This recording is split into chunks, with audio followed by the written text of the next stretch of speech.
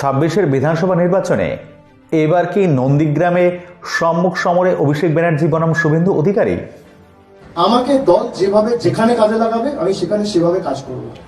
আমাকে যদি বলে নন্দীগ্রামে দাঁড়াও আমি দাঁড়াবো, আমাকে যদি বলে দার্জিলিংয়ে দাঁড়াও আমি দাঁড়াবো। আমি অন রেকর্ড বলছি। জল্পনা তুঙ্গে, বিস্তারিত দেখুন। দোরগোড়ায় 26-এর ভোট, ফের কোন বিধানসভায় কে দাঁড়াতে পারে তা নিয়ে জল্পনা তুঙ্গে। কারণ 21-এর বিধানসভা ভোটে নন্দীগ্রামে শুভেন্দু বিপরীতে দাঁড়ানো নিয়ে মমতার সেই ঐতিহাসিক সিদ্ধান্ত আজও হট টপিক। বলা বাহুল্য, এবার হেভিওয়েটদের কে কোথায় দাঁড়াতে পারে ভোটের সেই রণনীতি নিয়ে গুঞ্জনের অন্ত নেই। ঠিক এমনই সময় জল্পনার আগুনে ঘি পড়েছে।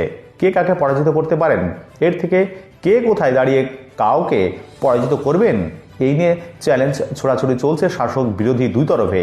যদিও এবার নিজের বক্তব্য স্পষ্ট করলেন অভিষেক বন্দ্যোপাধ্যায়।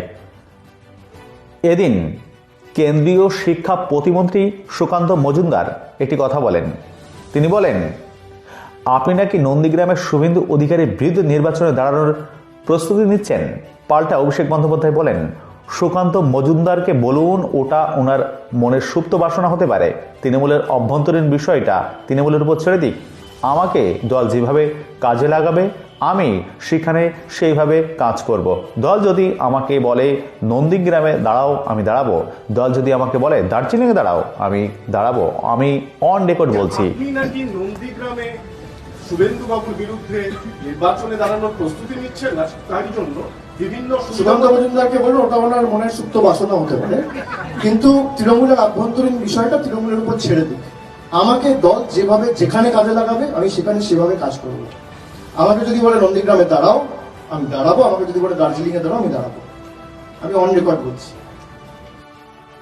অপরদিকে সুকান্ত মজুমদার বলেন যে পুলিশদের অফিসারদের ট্রান্সফার অর্ডারগুলি বেরিয়েছে, তাতে দেখতে পাচ্ছি অভিষেক বন্দ্যোপাধ্যায় কাছের কিছু মানুষদের তাদের ট্রান্সফার করা হয়েছে তমলুকে।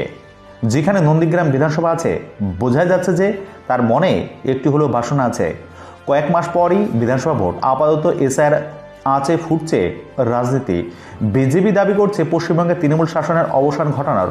পাল্টা এসআইআর নিয়ে বারবার বিজেপি ও নির্বাচন কমিশনের যোগ সাজের অভিযোগ করেছে তৃণমূল।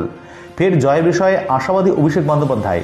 অভিষেক বন্দ্যোপাধ্যায় বলেন, যারা বলছে যে এসআইআর হলে তৃণমূলকে দেখা যাবে না, তৃণমূলকে পাওয়া যাবে না, আর তৃণমূলের ভোট শতাংশ বাড়বে, আসন সংখ্যাও বাড়বে, আমি 1 মাস আগে চ্যালেঞ্জ করেছি।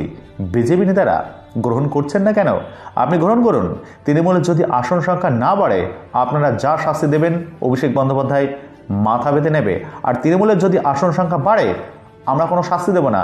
মাথা নিচু করে ক্ষমা চেয়ে বাংলার 2 লক্ষ কোটি টাকা 7 দিনে বিজেপি নেতাদের ছাড়তে হবে। চ্যালেঞ্জ গ্রহণ করুন।